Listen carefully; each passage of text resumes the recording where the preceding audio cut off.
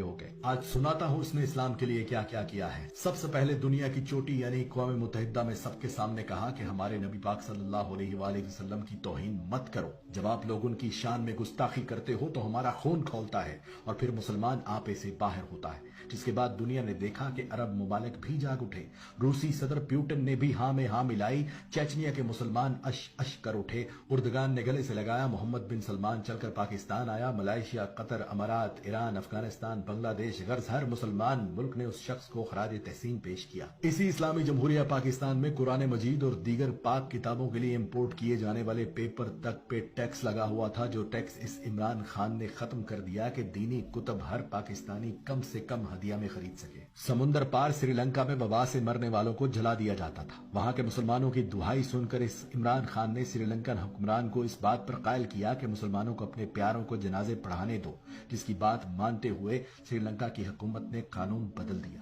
سرور کائنات کی ولادت پر درود و ذکر مصطفیٰ اور اسمبلیوں میں چراغاں کر کے اس وطن کی فضاؤں کو حضور کے ذکر سے معطر کر دیا۔ رحمت للعالمین اکیڈمی بنا دی کہ جس میں علماء اکرام کو شامل کیا اور کہا اس قوم کے بچوں کو نبی پاک صلی اللہ علیہ وآلہ وسلم کی زندگی پر چلنا سکھائیں۔ اسکولوں، کالجوں، یونیورسٹیوں میں قرآن پاک اردو میں پڑھنا لازم قرار دے دیا کہ اس کے بغیر ڈگری بھی نہیں دی جائے گی۔ ایاک نعبد و ایاک نستعین کا ورد کرنے والے اس عمران خان کا چرچا پوری دنیا کے میڈیا پر ہوا کہ اس دنیا میں ایک مسلمان لیڈر ایسا بھی ہے جو جب مدینہ پہنچتا ہے تو تعظیم میں مدینے کی مٹی پر جوتا تک نہیں پہنتا۔ ہاتھوں میں تسبیح، زبان پر درود پاک، جسم پر قومی لباس، پر اعتماد چہرہ، جس ملک بھی گیا رستے بھی گواہی دینے لگے کہ کوئی مسلمان لیڈر آیا ہے۔ واحد لیڈر جو اسلام کے قانون کو مانتے ہوئے فوراً عدالت میں پیش ہوا کہ اگر حاکم وقت کو بھی قاضی بلائے تو قاضی کے سامنے پیش ہونا ہے۔ بھارت کی طرف سے دوستی اور تجارت بڑھانے کا خط آیا تو بھارتی منافقت اور دوہرے معیار پر یہ کہہ کر انکار کر دیا کہ جب تک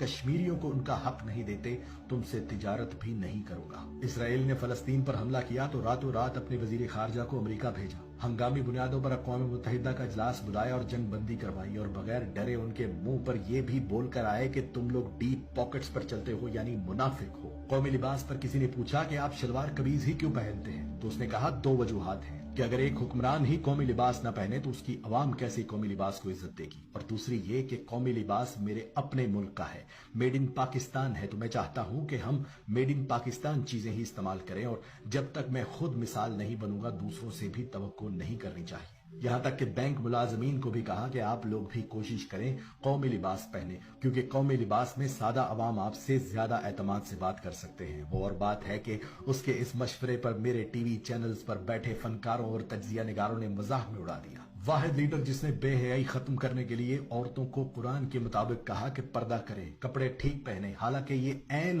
حکم قرآن ہے کہ اپنی عورتوں سے کہہ دو کہ جب باہر نکلے تو اپنا جسم ڈھانپ لے، مگر اس مشورے پر بھی میرے میڈیا سمیت اپوزیشن اور تمام علماء کرام میں سے بھی کوئی اس کی حمایت کو نہ آیا اور وہ مشورہ بھی مزاح میں اڑا دیا گیا۔